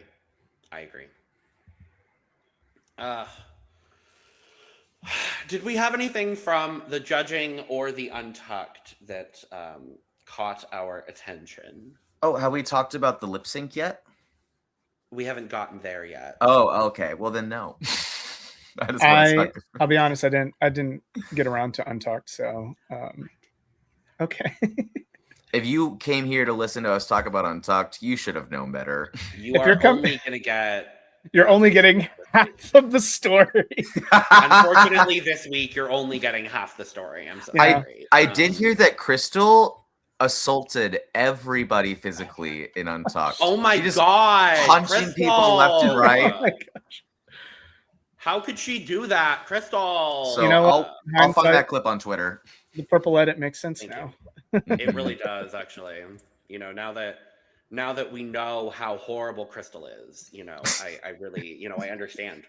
So making me look like a fool in earlier podcasts where I'm defending you. How could you do this? We were all rooting for you. How dare you? We were rooting for you. Rooting for us. Rooting for us. Anyway, yeah. So as the critiques are going on, I'm like, oh, they ain't sending anybody home this week, are they? Yeah. Cool. No as soon as it was a love fest, I was like, got it. See, the second they got to Mikey and praised Mikey, that's when I was like, I am 1,000% confirmed no one's going home, because I was the most scared for Mikey.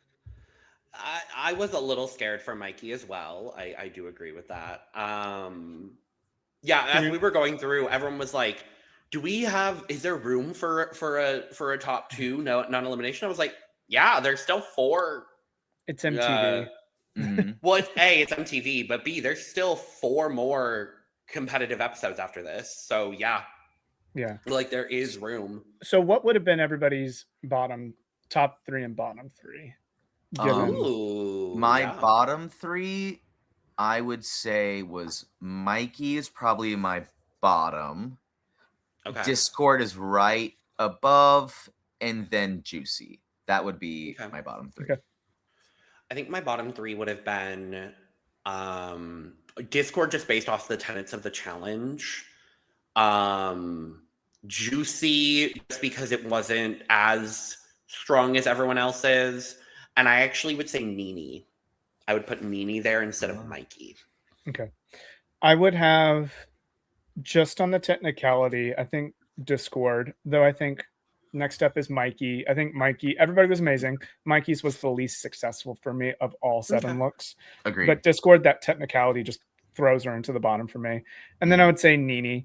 But Nene would have been, if we had a bottom 2, Nene would have been my bottom safe placement. Yeah.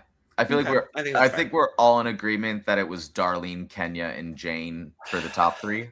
Yep. Definitely. That was my top Definitely. 3. Yeah. I think it could have been any combination of the 3 of them lip syncing for the win.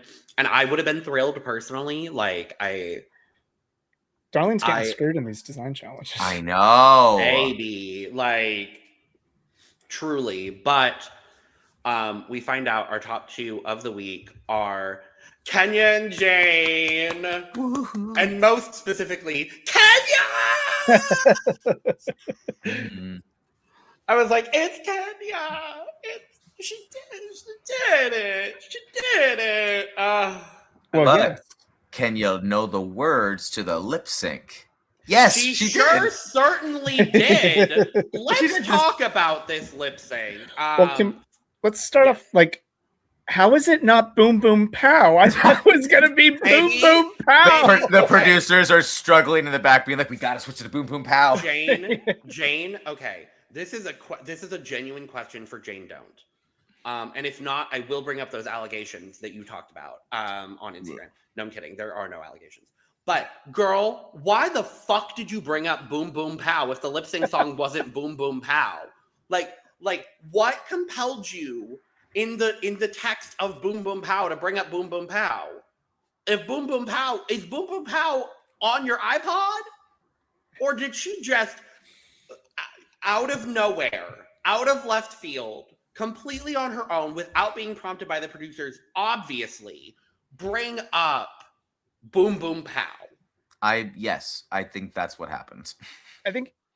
I also because think she was on her 15th mental breakdown of the episode. Okay. And she was just looking for anything to give her serotonin, and boom boom pow. And the serotonin was from the ancient text of boom boom pow. Got it. Okay, cool. And I think it was like in the service of like, Juicy was like, oh, explain it to me. Like, it was kind of this millennial and Gen X kind of like talking about their culture. But I'm like, Juicy knows what boom boom pow is. Like, a Gen Zer has heard boom boom pow, please. Yeah, but she does not know about OJ Simpson. That makes sense. That's before her time. Or Brooke Shields. Like, the juice is what was the juice? The juice is loose. Loose is loose from Beetlejuice 2. Juicy loved you. I mean, she said like, if the glove doesn't fit. No, I'm sorry. Anyway. I would say it was really funny when they tell Juicy it's OJ and she just lifts her hoodie up over her face, puts the hood over, and just hides in appropriate shame. I mean, at least she knew who OJ was to have that reaction. I'll give her that much. But yes, Kenya and Jane lip syncing to Feels Like Another One by Patti LaBelle. So it's been 8 years since we got a Patti LaBelle lip sync. And Patti LaBelle makes good lip syncs. New Attitude. Didn't we get one in season 12? Widow versus Jan. I got to wake up. That's Shaka. Oh, that's Shaka. Fuck me. Bye. Okay. This is my night. Okay. Anyway, they both did great, but I'm just gonna say, Jane ate this up for me. Mm-hmm. I loved Jane's.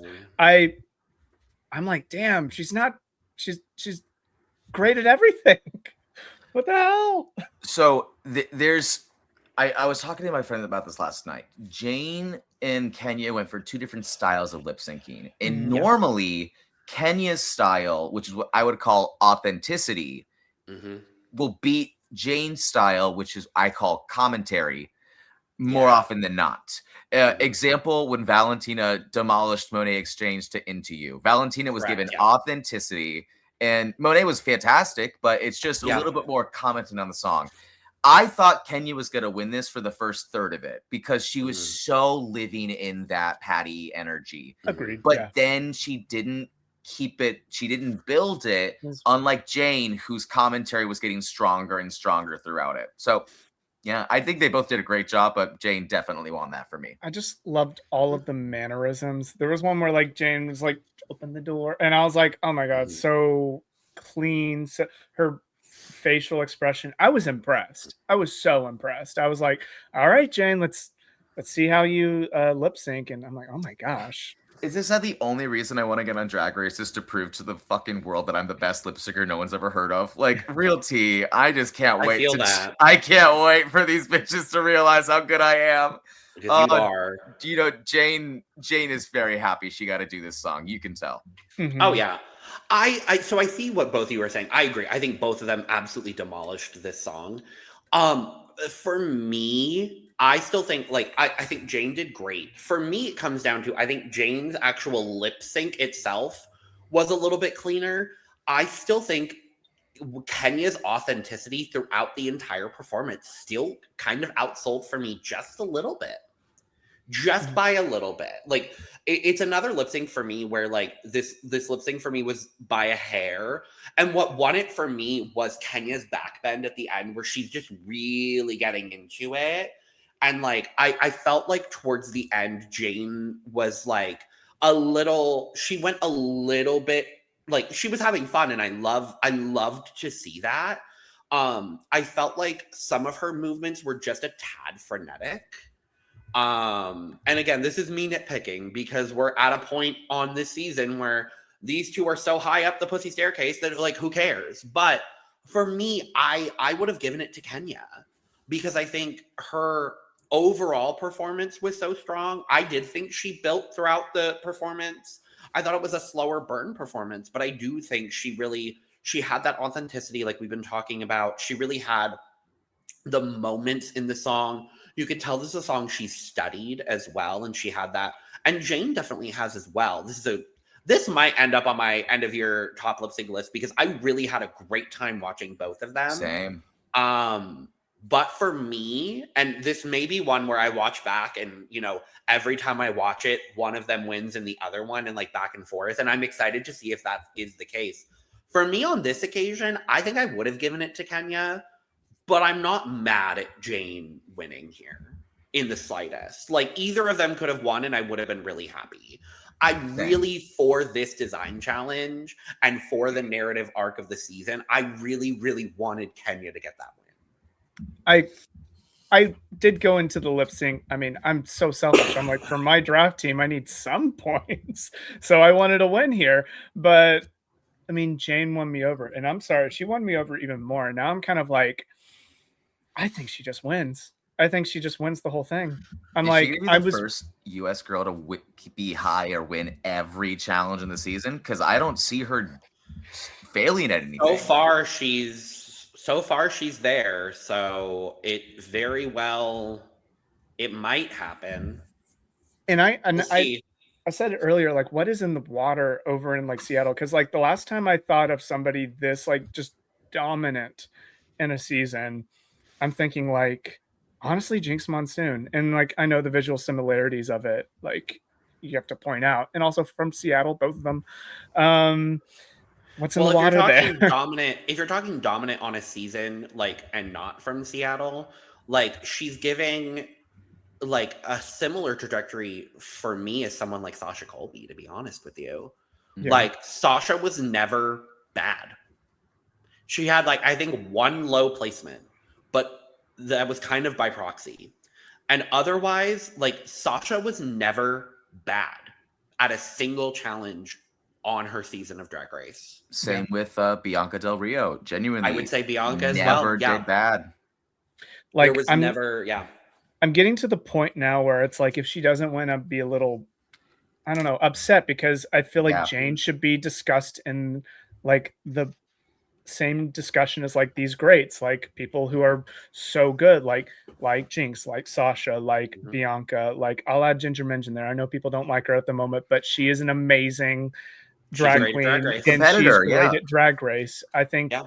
talk about them, and I think she should be talked about in the same light because I think she has all of the assets to be that legendary queen. It's just these other people have been around longer and have had more opportunities up until this point. But I'm like, this kind of feels like Jane's time for me.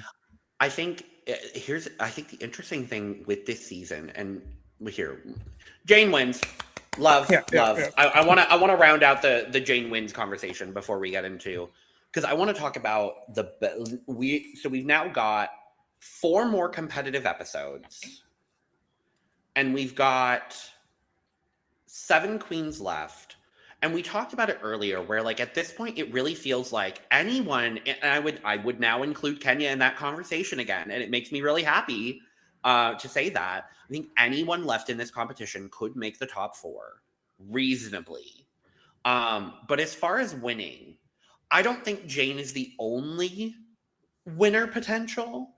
I think it would feel at this point a little bit weird if Jane didn't win, but also we haven't yet seen these last 4 episodes.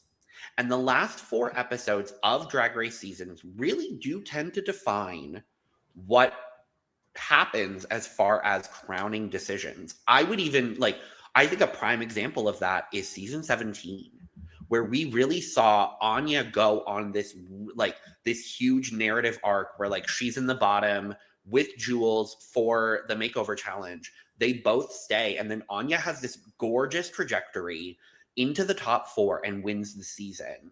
I would even say like Nymphia as well. She had such a consistent but strong end game. She won one of the last challenges, like one of the last 3 or 4, I believe, if I remember right, on season 16.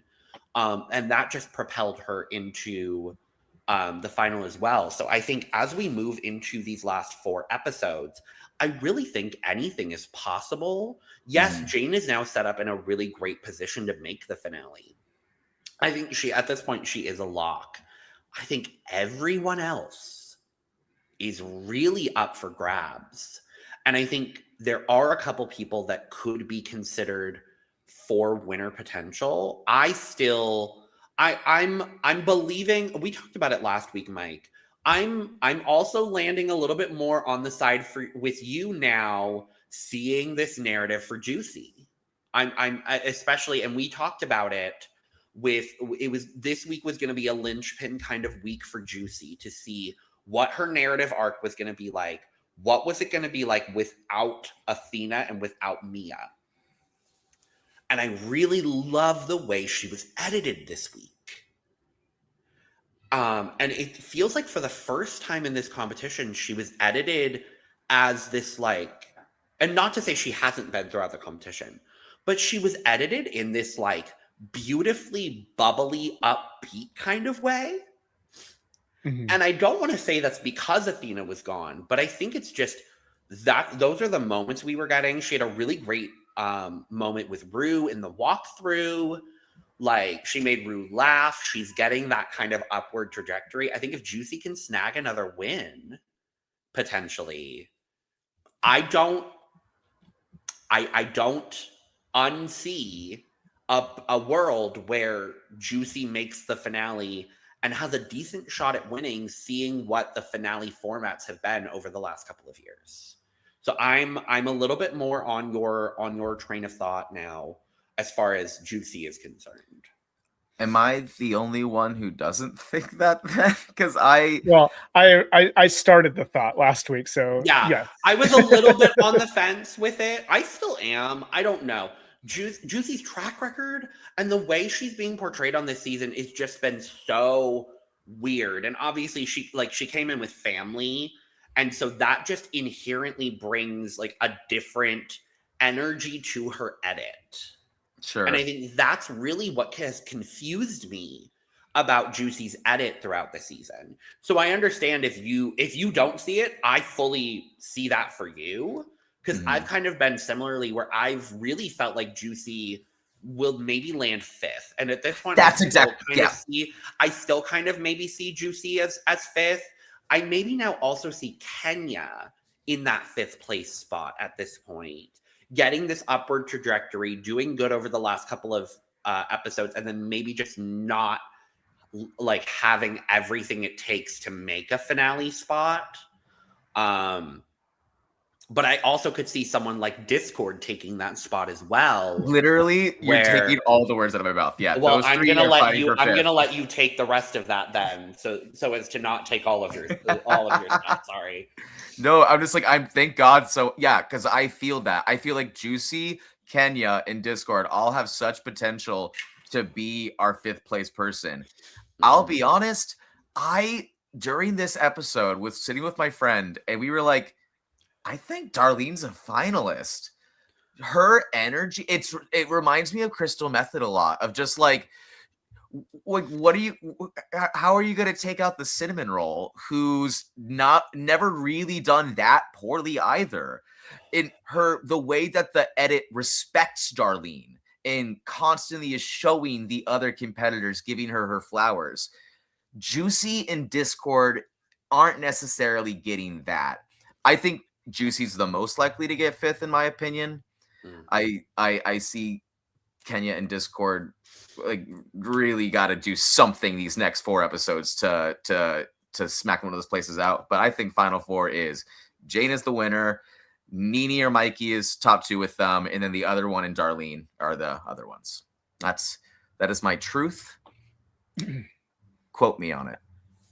I will say, like, I hedged my theory last week with, it has to be a couple of weeks of improvement for Juicy. This is 1 week improved, and she's shown that she can hold her own and she can stand by herself. If the next week, I think if she has that same edit, I'm willing to say she's a finalist at this point. Especially for a roast challenge. That would be big. The thing for me, I think Mikey has shown a lot of like she's going to be there in the finale for me. I think she has that sort of like scrappiness, and she's like, I have that ability. Here's the thing. Nene also has that ability, but I feel like the edit is kind of hiding Nene almost. Like, I feel like she's kind of, it's kind of giving like Denali, where it's like, there's all this like talent and wherewithal. And like, it's just, at least it's being recognized by the judges in this season. Not like Denali was completely overlooked on her season. Right. But I just feel like the edit is kind of hiding her. So I'm like, okay, we're not really sadly, I love Nene, but we're not meant to see her as like a potential winner. No, I think we're seeing her as a finalist. Yeah. Maybe. Yeah. I'm willing to, I don't know. Darling is such an enigma to me. I kind of feel like personally, I love them dearly, but I feel like Kenya and Discord are just not going to make finale for me. I just feel like it is such a possible. It is possible. It's possible, and it depends on the next few weeks. I hate like hedging it because I should just put my feet somewhere, but I'm still on my note of like Juicy's storyline has been central to this season so far. Yeah, and they have kept her.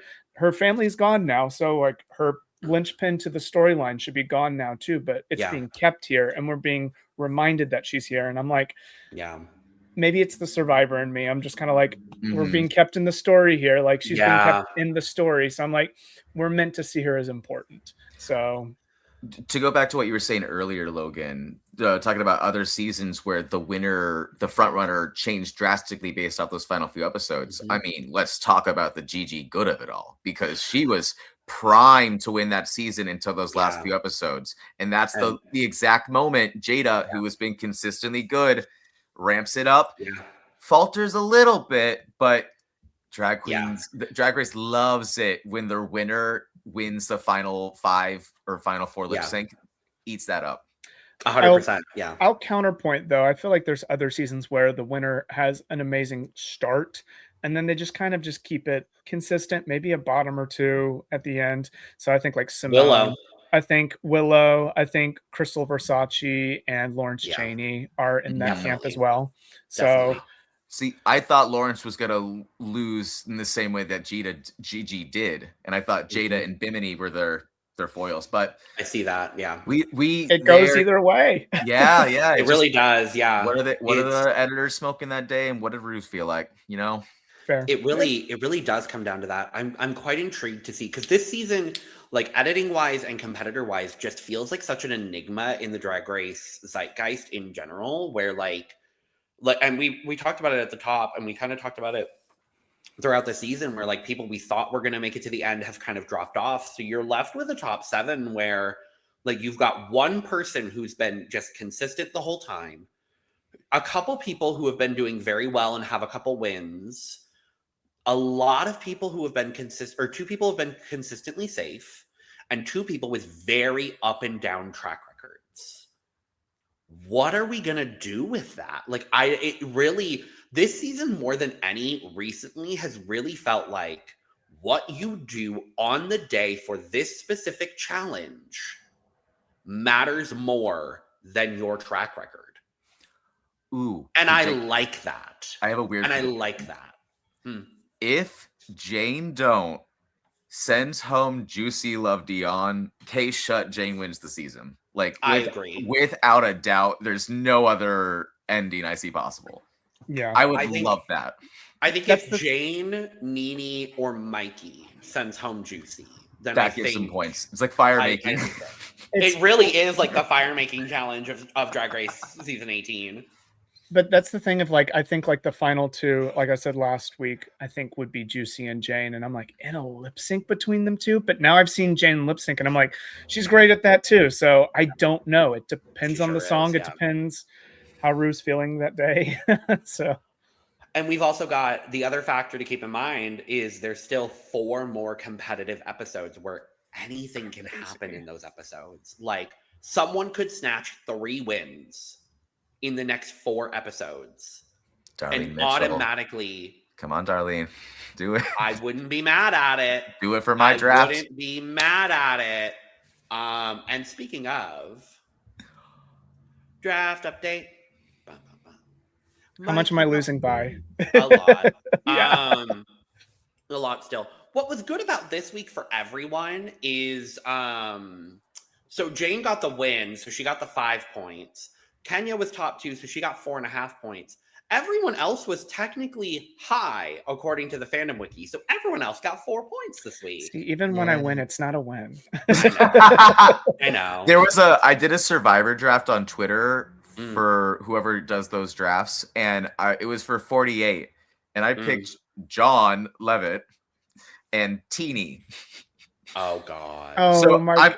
I'm like I make it to the end I'm making points every episode, just not many. I've done that. Yep, I've been there, and I understand it. So see, I feel like I'm just go ahead, finish. Oh no, go ahead, my love. I'm saying I'm paying the karma of like having Bones and Elva my draft team, and now I'm paying for it in every draft since then because I've had like bottom. So this draft is very cut and dry at this point. I wonder who's in the lead. Well, the person that still has all 4 of their draft picks left. They're in the room. So hi. So Mike, you and Jonathan are in 4th, not last, 4th, because you're still in the draft, with 52 points. We then jump up to Lana with 73.5 points. Mind you, Lana is also only down to 1 person. Who does she have left? Juicy. Ooh. That's it. Do you win points for a lip sync win if you're in the bottom? You get 1 point. Okay, that's something. Yeah. We then jump up to Sugar, who has been a consistent 2nd place throughout the whole season with 93.5 points. Thank you, Nene, because Darlene has not helped that much. She hasn't hindered. Hey, you're getting 3 consistent points every week when Darlene's safe. I mean, so blame the judges on that. Not Mia got a win that helped me get some points and a couple top placements. I was lucky. And Sierra did decently until she got eliminated, so that's not bad. And then I'm in 1st place with 120.5 points. Anyway, I am a lovely 3rd alternate. Correct. Hey, Alyssa Edwards going to be on next. You episode. are, yes. Speaking of, next week is the roast of our dear sweet Alyssa Edwards. Can't do it. With Atsuko as our guest judge. I'm so excited. Oh my God. Yes. I love her. She's so funny. She's the perfect person to have on for a roast. I'm fucking thrilled. I'm I am nervous though for my sweet Darlene in the preview. It I sounded think like it's that. a fake out. I don't know if it was because I was listening to that joke and I was like, well, I don't think that's funny. that's. Ugh. See, I'm worried for Juicy, but again, I was worried for Kenya in this past episode. So you never know. And I was worried for Lana Jarre last season for the roast, and she ended up doing really, really great. Well. So the roast is truly just who has the gift of gab when it matters. Who is going to be the most unique and different in this roast? We'll find out. And on that note, thank you for joining us for yet another 2-hour episode. I was going to say we did it again. We hit 2 hours. We did it. So if you want to go complain in the comments, it only helps the algorithm. So thanks. I love seeing it, honestly. I laughed. I love it. Thank you all for joining us for this lovely recap of RuPaul's Drag Race Season 18. We'll be back with our Look Over Here episode talking about these runways again. So make sure to check that out if you have not, if you want to. Check out all of our other content for Season 18, as well as UK vs. the World Season 3, and all of our other content across the Cup Network. All of our links are down in the description below. On your way out, go check out another video of ours. There will be some linked at the end of this video. Go get your merch at lanagcreations.etsy.com. Go follow us on our socials. Do all those lovely, fabulous, and fantastic things. And with that being said, we are going to go ahead and get out of here. And I still stand behind the fact that Mandy Mango won that lip sync. Cheers, y'all! Cheers.